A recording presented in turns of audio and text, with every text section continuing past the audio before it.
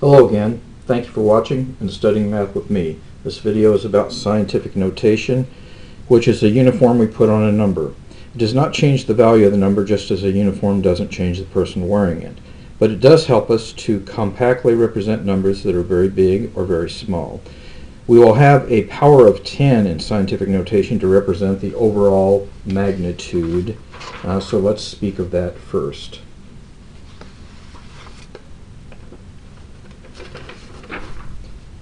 Here you see several powers of 10 and their prefixes, and this represents pretty much the state of technology today. For example, I have in my house a computer with terabyte storage, and I know of applications in medicine and paint manufacturing and other places that are dealing with nanotechnology, and these run from 10 to the 12th down to 10 to the minus 9. You were young and things would just get faster and smaller, so that's what we will be seeing. Now, the definition of scientific notation is not just a bunch of zeros, but it's a number times 10 raised to a power. The number is bigger than or equal to 1 and less than 10. Now, the student should note that the constraints on P may be restated, that a number of scientific notation has exactly one non-zero digit to the left of the decimal point. And P also defines the number of significant digits. So we will go through and we will talk about some examples of this. Here I'm asking you to fill in the blanks. And so you see here I move the decimal point 2 places right, getting 418.5, the sign comes with.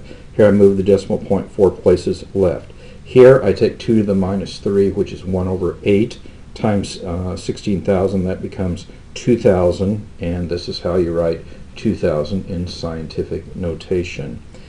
Here I write 5.75. And then that is the result. I have to move the decimal point 1, 2, 3, 4, 5, 10, so that's times 10 to the minus 5. Here it goes the other way. I write 3.694, and I have to move the decimal point 5 places to the right this time. That is 10 to the 5th. Down here, it is best for us to go to without exponents first. So if I move the decimal point 3 units left, 3 places left, I get this number, and then this is 1.3 times 10 to the minus 5. So that's what happens there. We also will be using scientific notation in calculations. Let's assume all the numbers are exact here for simplicity.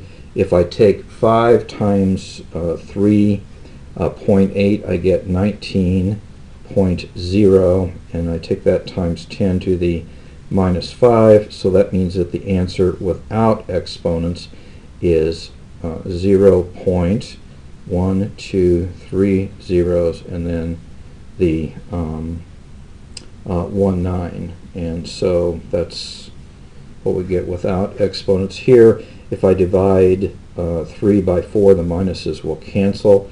I get 0.75 times 10 to the, and that's going to be fourth. That means the answer is 7,500, but we're supposed to write that in scientific notation, so it's 7.5 times 10 cubed. Now, we will often be doing problems be doing word problems, and we'll have to use formulas to figure out how to do the problem, and we'll look at the context to figure out what is exact and what is not. So here we see in 2010 North Dakota had this acreage of farmland and that many farms. These numbers look approximate to me, and each of them has 2 significant digits, and so that means my answer should have 2 significant digits. I'm trying to figure out what is the average size of a farm. So right now let's just say we're going to have 2 significant digits, and let's go to the next one. What we want to do is light travels at this speed per second, miles per second, and we're talking about 8 minutes. Both of these are measurements when you read the problem. and our approximations.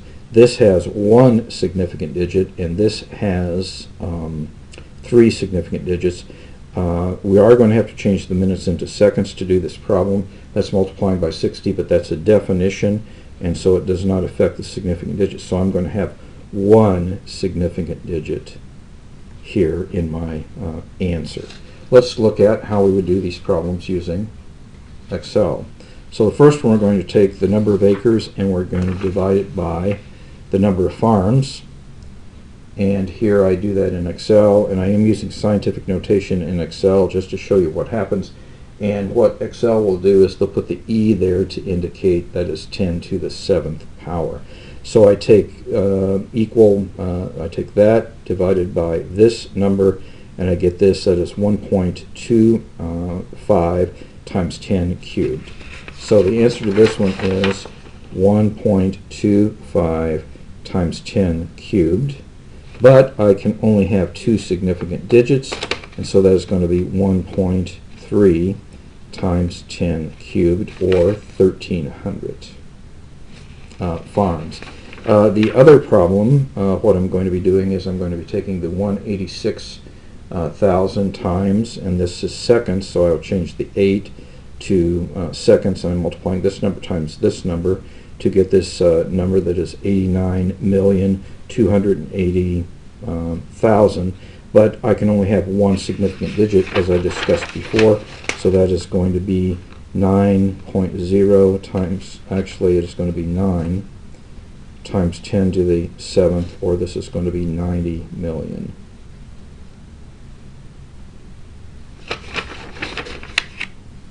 Now in class we'll be working on several problems from your textbook, and so this work will continue, but serious students will want to do more before that, reading the section and completing additional work.